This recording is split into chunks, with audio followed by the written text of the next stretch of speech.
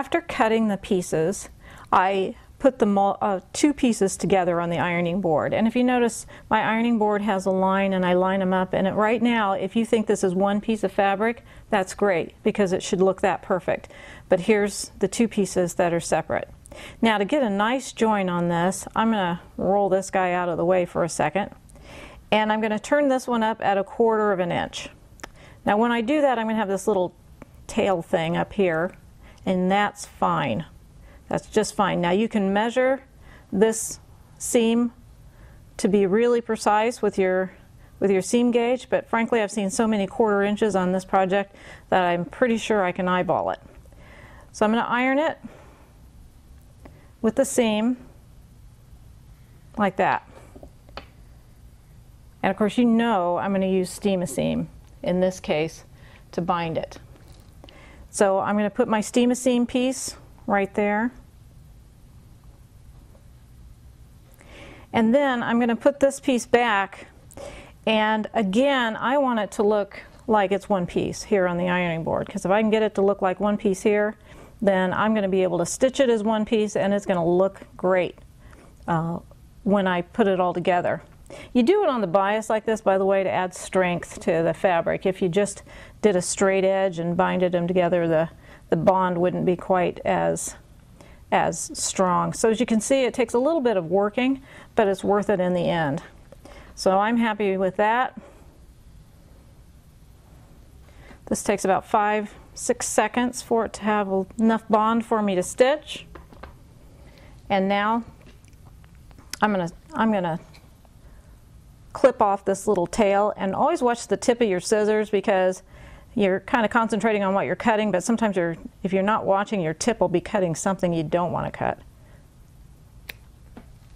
All right, so I'm ready to go to the machine now with this. Now I'm going to be sewing on this nice fold, and I really don't need to do anything else, but if you're afraid you won't be able to see the fold when you get to the sewing machine, go ahead and put a little pencil mark there and mark it.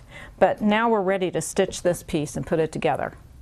A little tip, again, I use my chip clip to keep everything together because this piece is going to get longer and longer and a little unwieldy. And at this point I'd like to mention that the pattern itself only calls for you to put the two pieces of fabric together and then the binding. And that would be great if it's going to be a wall hanging.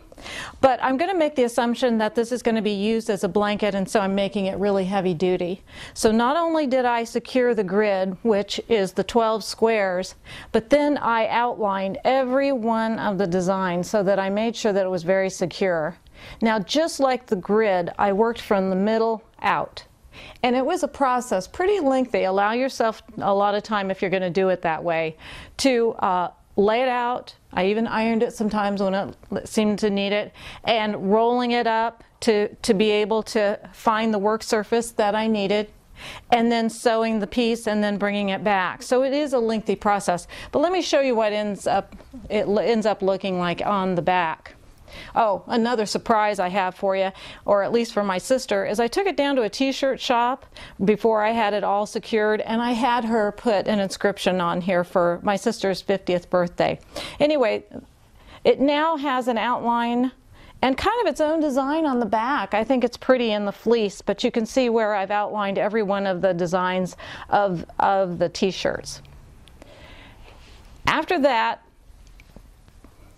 I actually went along the border too on both sides. So this thing could go through a hurricane at this point, and I don't think it's going to come apart. But that's good because my sister has a rough and tumble household with all her animals and stuff, so this thing should last. Now, when you're done, your bottom piece will be out like this from your top piece. And so you'll need to cut it. I've obviously cut everything but this piece. I used again my glass piece to secure the area. And I didn't put it right up to the edge, but just kind of to make sure that I was cutting them even. And I trimmed it up more when I got to the machine, so don't worry about it not being perfect when you're down here on the floor, because you can clean it up later. And of course, be careful. I don't want to get my binding there. There we go. Now, the binding.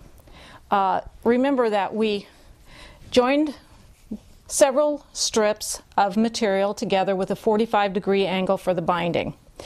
Then I pressed it in half. It gets sewn on the right side of the quilt like that first, all the way around the perimeter in one piece. In fact, this is where I started.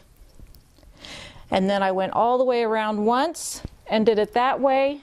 And then as a finishing edge, you'll be folding it over like this.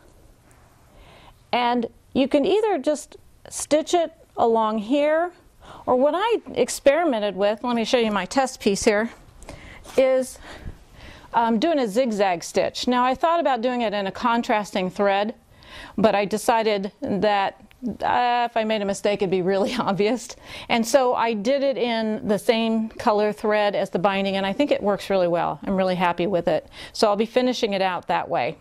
Also, for a minute, let me talk about pre-washing all the fabrics, and that includes all the fabrics that you use with the patterns of the t-shirts and the back. Also, I want to talk about thread color. To bind the two pieces of fabric together, I used a gold for the top and I used a blue for the bottom. So I put a blue in my bobbin and I used the gold on the top thread. Just wanted to mention that. Now, to finish the whole thing off, you will miter the corners. Let me just show you a turn right here when you're stitching this, because it's a little bit tricky. You'll bring it up like that at a 45-degree, back down like that, and continue on just like that. And then turn it around, miter the corners. Let me show you a mitered corner here. This is what it's going to look like. And then you've got your quilt. So it's going to look fantastic. I'm really happy with how it came out, and really excited about my sister seeing it and having her have it for the celebration of her 50th birthday.